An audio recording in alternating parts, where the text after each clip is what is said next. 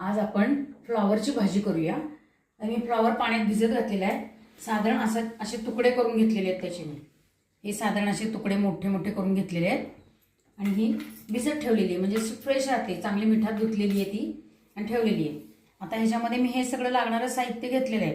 कोथिंबीर, कांदा, टोमॅटो तुम्हाला हवा असलं तर घाला, नाही तर नका घालू। परत धने, जिरे, हिंग, गोडा मसाला, कांद्यास तिखट, हळद, मीठ आणि आलं लसणाची पेस्ट आपल्या नेहमीच्या पद्धतीने करायला सुरुवात घ्यायची आहे।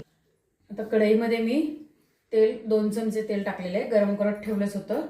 ह्याच्यामध्ये आता मोहरी, जिरे आणि हिंग ओतून घेते आणि जिरे तडतडायला लागलेले आहेत चांगले।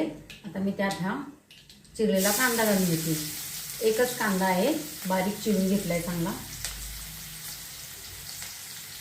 आता तो परतून घेते मी आणि परतल्यावरच त्याच्यामध्ये आलं लसणाची पेस्ट घालायची। आता मी त्याच्यामध्ये हळद घालून घेते आणि आलं लसणाची पेस्ट घालते।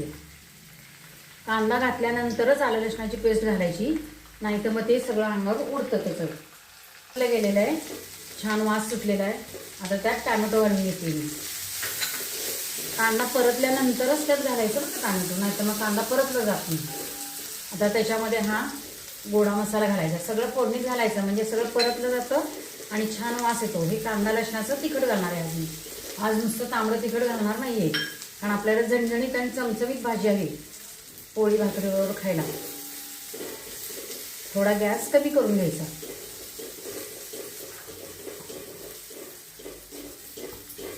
आता फोडणीमध्येच चवीपुरतं मीठ घालायचंय।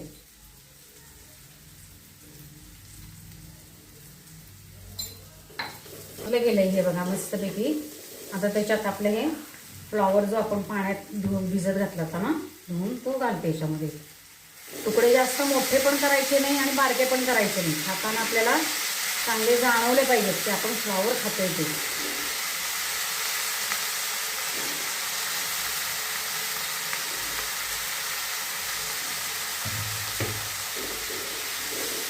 आता हे सगळं मिक्स करून घेऊया। आता मसाला सगळीकडे छान लागलेला आहे, कोथिंबीर सगळी त्यात घालून घेऊया आणि एकदा हलवून त्यात मी आता पाणी घालणार आहे, कारण वाफ दिली पाहिजे त्याला 5 मिनिटाची। माझं एक सांगायचं राहिलं, त्यात कूट पण घालायचं, नाही तर ते मिळून येत नाही।